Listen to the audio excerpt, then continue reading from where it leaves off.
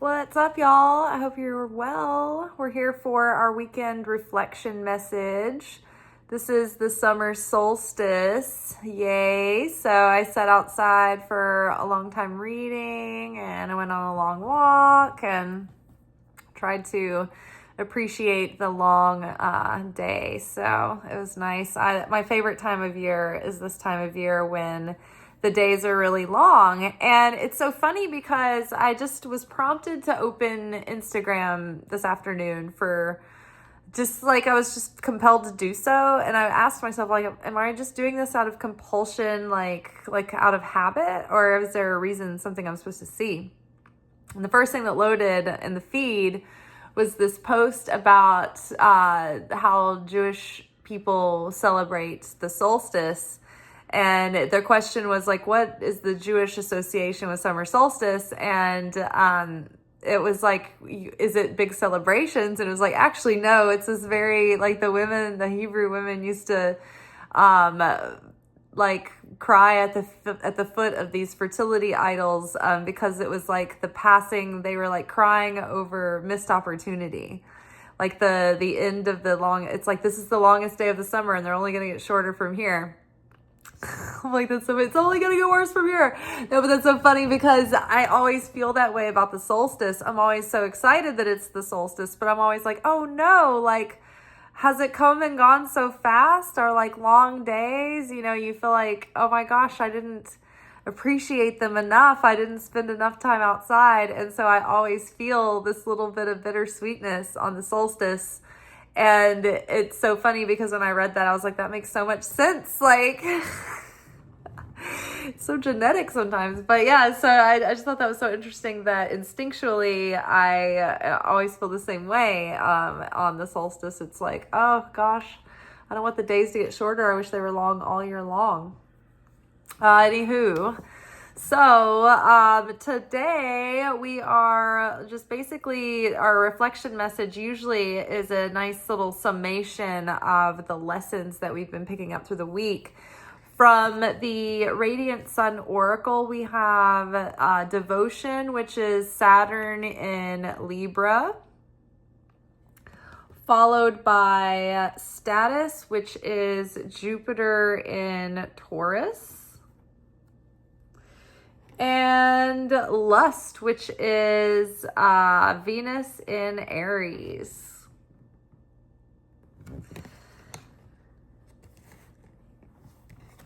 Underneath Devotion, we have Six of Swords.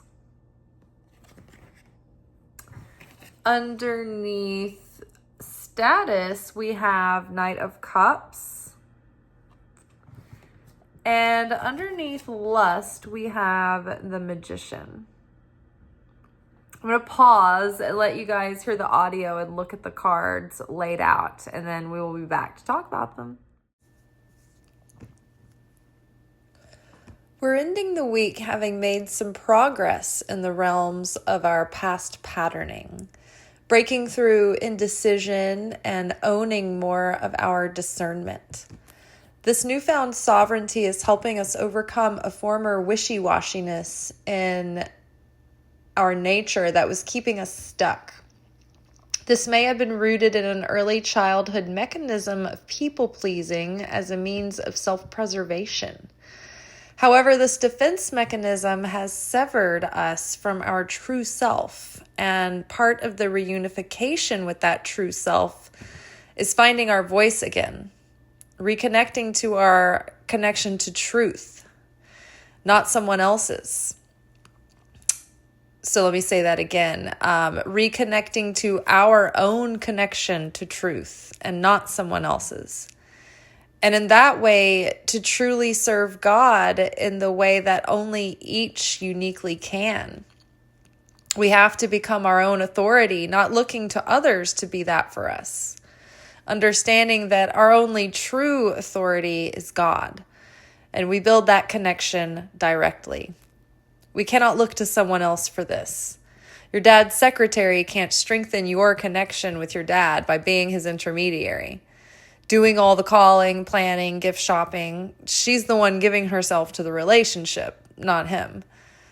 Our connection to God can only come from an authentic desire for a relationship with God. And to draw close to God, we have to let go of our negativity, which is fueled by our lust for material comfort. I'm not just talking about our commercial materialism and consumption. I'm talking about our obsession with the physical realm that makes us approach everything literally and ignore the spiritual reality. Say we have a mysterious ailment that medicine can't explain. What do? We obsessively look for a material remedy to cure that ailment that is there as a spiritual message. The cure for the physical ailment will be a spiritual shift. The material person would still interpret this revelation in a material way and double down on their piousness, but have no shift in their heart or in their consciousness. When the whole time the spiritual remedy is a change in understanding that leads to a change of heart that reveals more love and mercy to share with others. The one with a true desire to be more like the light of the Creator seeks first the spiritual remedy, knowing that the physical healing will follow. It's sacrificing our own flesh consciousness that makes way for the miracle. So the devotion card, Libra, or Saturn in Libra, addresses Libra's issues.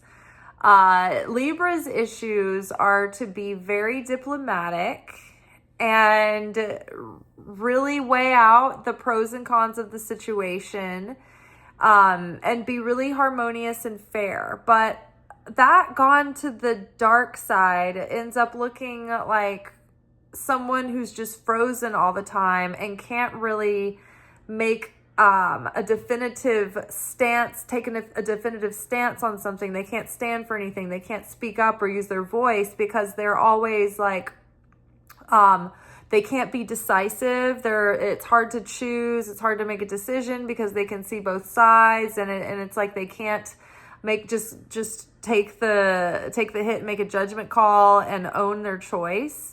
So there's a fear around owning their choice or the consequences of choosing, making a choice. And then there is the people-pleasing aspect where Librans are so worried about, there's a spectrum of this and where they're coming from, but they're so worried about keeping everyone else happy that they often completely abandon themselves in the process. Sometimes this is for just out of concern for everyone else, and they are lacking boundaries in their empathy. But then at other times, this is a defense mechanism learned in childhood to survive and people please and, make sure not to get cast out or cast away. They know how to keep the situation harmonious and people please and, be the perfect golden child to make sure everybody stays happy. But in their process of that, they lose themselves or never discover themselves and never set themselves apart and become their own authority. It's interesting. I happened to also get prompted to open Instagram the other day, and it wasn't just a compulsive habitual opening. I knew, because I asked myself, why am I opening this? And the creator, the spiritual cowboy, I think she changed her name to something else recently, but she does all these skits where like she's herself and then the universe is talking to her. And it's like when the way that you deal with the universe, the way that, I don't know, she's really funny. But she's also an astrology. That's where her concentration of study goes into. And she was talking about where Saturn what house it falls in for you and what lesson that is for your life. The first slide, that's what I saw. I was like, oh my gosh, what is my Saturn? Where's my Saturn?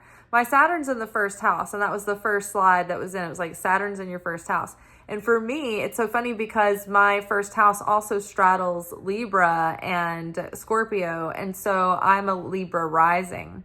So I have a lot of Libra tendencies. And it is a struggle for me sometimes to make like set in stone choices because of the fear of making the wrong choice or information overwhelm or and then there was also a feeling growing up of a survival mechanism of people pleasing and doing what you're told and going along to get along and keeping the peace. Everything's, chaotic enough. Like, just see if you can, get everybody harmonious, be the diplomat. And so you lose yourself in that environment, in people pleasing. And then it's a behavioral pattern that you learn that you wear in every situation after that, until you realize that you're doing it and you can identify it. And through a lot of effort, round the clock care with 24/7 self-help, you can break that habit to stop people pleasing and abandoning yourself for everybody else in order to stay, in the family or in the tribe, or, to keep someone from leaving or abandoning you or whatever, right? So the lesson with this card is to embrace. Oh, and then the Saturn in the first house was all about becoming your own authority and not looking for anyone else to give you permission or to validate you or to teach you, to trust your own authority. And I was like, oh, that's so interesting, because I think that has been my character arc, right? In this Life is My Movie, has been to become my own authority and not look to anyone else to give me validation or permission or a pat on the back even, or to confirm that I'm, it's just like, don't need it. I'm my own authority. Like, me and God, Jesus will figure this out, me and my angels. But and it's true, that has been where I've come to. Now, I think this is, generally speaking, how we are stepping into the shoes of that new consciousness and that higher self. We're breaking the old patterns that we learned as defense mechanisms as young children and through our lives, in order to be an expression of our authentic self, and to align with that higher truth and that authentic truth. And so we can start speaking that and being in that unification with our higher self, the one that we can borrow light from, and that can help us into our next level, into that higher destiny. And so here we have Six of Swords, which is moving past a difficult situation into better horizons, which for me, that's telling me, hey, this is our ferry passage across from one level into the next, but the toll, the payment for that ride across into that next level is being more decisive, setting those boundaries, knowing where you end and others begin, and keeping promises to yourself too. I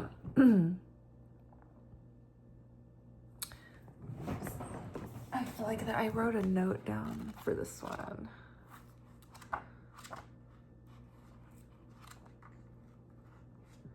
Overcoming indecision and setting, and then the other thing was not setting impossibly high standards for yourself, but being reasonable, but also following through on those things. Set yourself reasonable goals and standards so that you can meet them. You're not at like an out of control perfectionist, so hard on yourself, but you've raised the bar. It's a realistic expectation that you are following through and meeting on a consistent basis. And so that is adding to your inner strength and your self-esteem and your self-confidence. But yes, we've also been talking about that lately, about strengthening our relationship with ourself and our self-worth by following through on those promises that we want to make to ourselves, and the habits, right? And mine, the other day, we were talking about, let's name these things, like let's name that habit that you're breaking or whatever it is. Habits and promises that we want to keep to ourselves. Like, we were like, what is that little one specific thing that change that, if you made it, it would make a dramatic change in your life? I was like, let's put it in the comments. And somebody did put theirs in. Thank you. That was good. And I put mine in the comments, and it helped me, having y'all as the accountability partners that day. So mine was not to couch nap and to go to bed when I got sleepy, and so I would get up earlier. so I can gradually shift my schedule into a more healthy, sustainable schedule. So I'm free at night to rest and relax. And I did it. I did not couch nap that night. I knew, like, the moment came where I was like, oh, that'd be so comfy to have a little couch nap. And I didn't do it. I went to bed, and then I got up earlier, and I got a whole lot done the next day. So it was a blessing. Okay, so the status card. This card talks about like the overall thing that stood out to me about it was prioritizing material gain. Like, okay, so this is something that I was just talking about the other day. I have worked a lot of extra shifts, but then I've had like some extra expenses come up, and then I've also given myself some little treats. And so it's like this card warns against like having a windfall and then like squandering your earnings, but like being more wise about not spending, because this Jupiter in Taurus, that's an exalted pairing of expanded enthusiasm and joy and enjoyment and fun and the material pleasures, you know. So this is warning not to be too extravagant and blow your security. But it was also talking about not prioritizing the material. And so, and then the Knight of Cups was underneath it. And in the Knight of Cups, to me, it looked like he was searching for an answer, searching for solutions. And so it's like that idea I was talking about in the audio about how we get so obsessed with the material realm and looking at everything so surface level and so literally. And it's just like a continuation of last week's lesson about not looking at the clothing of the Torah and thinking that that's what it is, but looking for the soul of the Torah, like not stopping at the surface level stories, but understanding that those are codes that represent deeper meanings. Well, so too is life. So saying that like the spiritual metaphysical truth is the 99% of reality. That's the real reality going on. And the physical expression is only 1% of reality. It's just an expression of the metaphysical. The metaphysical has to be clothed in material for it to be revealed. So when we in the material world go to sleep at night and have dreams, those happen in the astral realm, and instinctually we know like our dreams meant something, like, and they're not that obvious in their meaning, so we have to interpret them. What do they mean? They're symbols, and our dreams are commentary on our waking life and our feelings about our life. But what's in reality is that this physical reality is like our soul dreaming, and the spiritual realm is the real reality, and our life is like the dream that's the commentary on the spiritual reality and how we're doing spiritually. So it's inverse. It's like the physical, we think that the physical reality is the priority and it's the real world, but the real world is really the non-material, the spiritual reality, and we're living in a dream. The soul is eternal.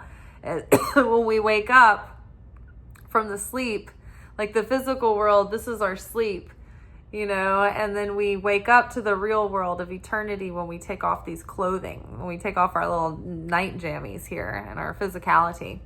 So the way that I saw this was this night is us going around looking for answers, looking for the answer, looking for the answer, looking for the solution. And it's like we're always trying to fight fire with fire. We're always looking for these material solutions. Oh, I need to get a better job. Oh, I need to get a side hustle. Oh, my doctor, I've got an ailment, I need to find the answer, and none of the doctors know what it is. And we keep going and we keep looking for more physical answers. Oh, they can't discover what this ailment is related to, so I'm going to go to a homeopathic doctor and look for like okay, I'll get Thai massage. And it's like you're coming at it with all of these physical efforts, but nothing is changing this mysterious ailment that science can't diagnose, right? But it never occurs to us, oh, what if this physical ailment, this fluke of nature that no one can explain, what if it occurred to me, what if this is a spiritual affliction because of something that that needs to be brought to my attention? What if this is a spiritual message coming through and it's trying to teach me something or trigger something in me so that it can be healed, and I'm just not paying attention, and I keep trying to put a band-aid, like I keep trying to get a physical solution, but that's not the answer. There is no physical solution. This isn't a real problem. It's only a spiritual manifestation. And so there is no physical cure because it's a spiritual illness. And so the only cure is a spiritual cure, right? But we keep chasing the Flintstone vitamin around. I'm a Flintstone kid. They'll keep me strong and growing. And so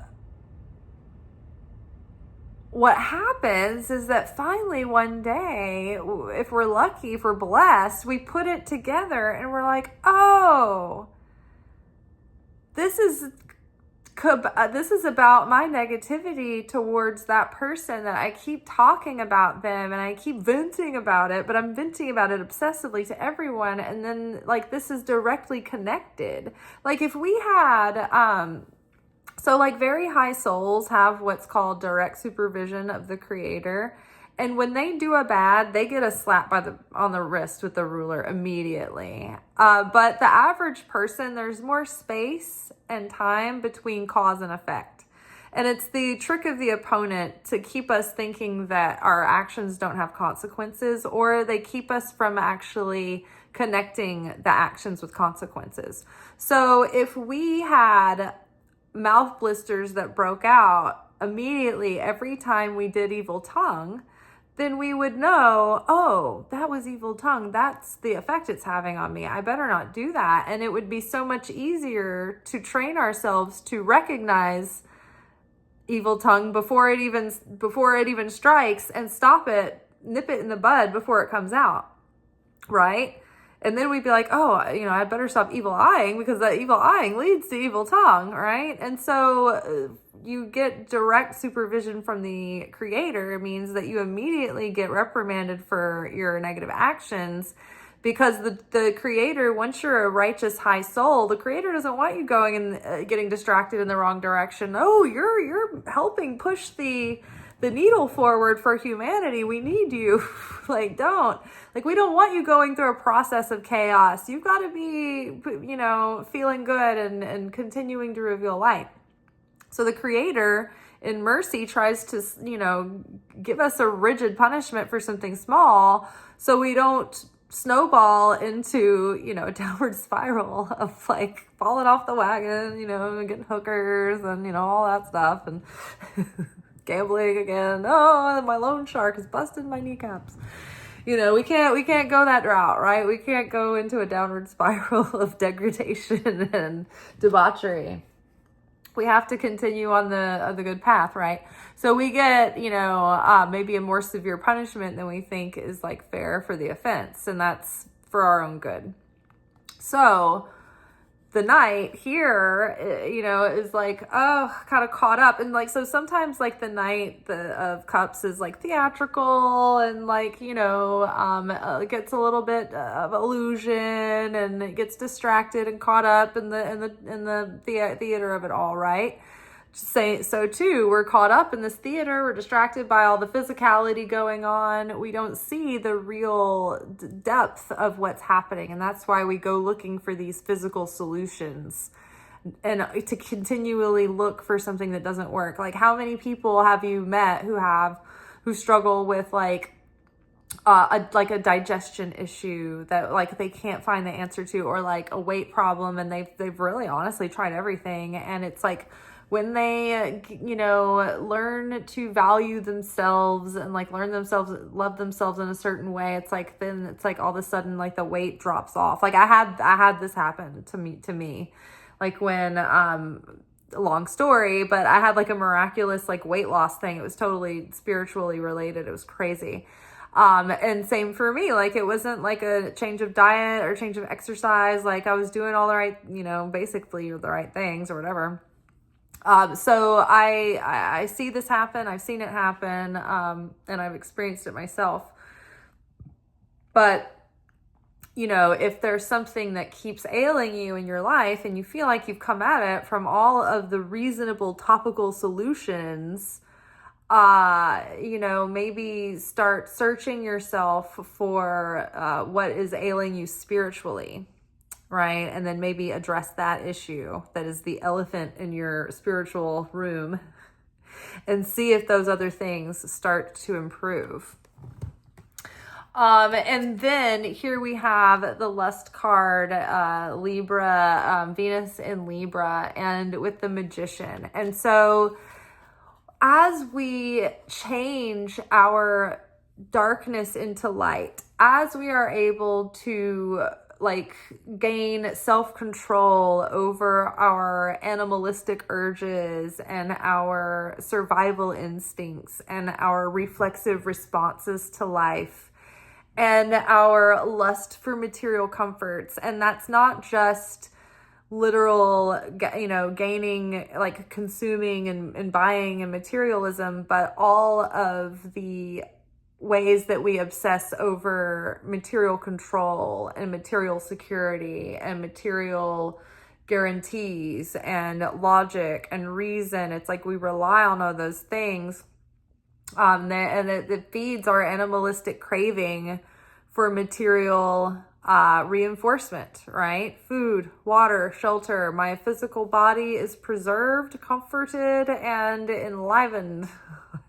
But when we can best this part of ourselves, when we can overcome this inner animal, that is when we really reveal the inner magician. It's like when we can overcome that lower self that is like the animal, the instinctual self, the reactive self. When we can become sovereign over that, then that's when our super consciousness taps in. And that is when we have sovereignty and authority over ourselves, then we can start to have sovereignty and authority as we wield creation, the forces of creation, and start to co-create our reality with the Creator in an intentional, conscious way, and not just,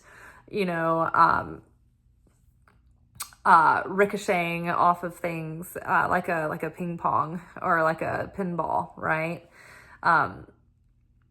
It's like our creation abilities are always at work, but we don't necessarily know how to control them. And so it can be very chaotic. It's like bumper cars, like not knowing how to drive, and you're like driving all over the road. You're like, I don't know how to like handle this thing, and like learning how to drive. Then you're like, oh, okay, well, this is cool. Now I know how to keep it on the road.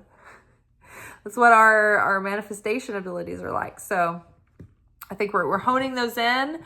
We're drawing light from that higher self by learning how to restrict our fiery impulses that get out of control and cause us to start acting out in affect consciousness and being reflexive rather than proactively responsive. All right, y'all, that is all for tonight. We will be back together tomorrow for our Secret Teachings of Jesus episode, and we will be returning back to our normal format.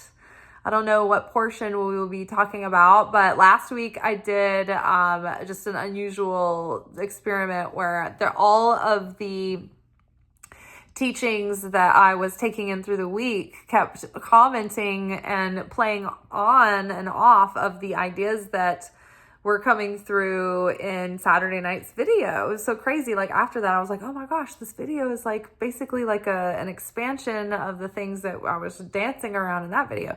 So I curated all of the stuff that I was marveling at the synchronicities of the week, and I just compounded them and like broadcasted them through my other phone, and let y'all watch the classes yourselves and the podcasts and things. So I thought that was pretty cool. I liked it. It's not something that I do often, but it's kind of tiring too.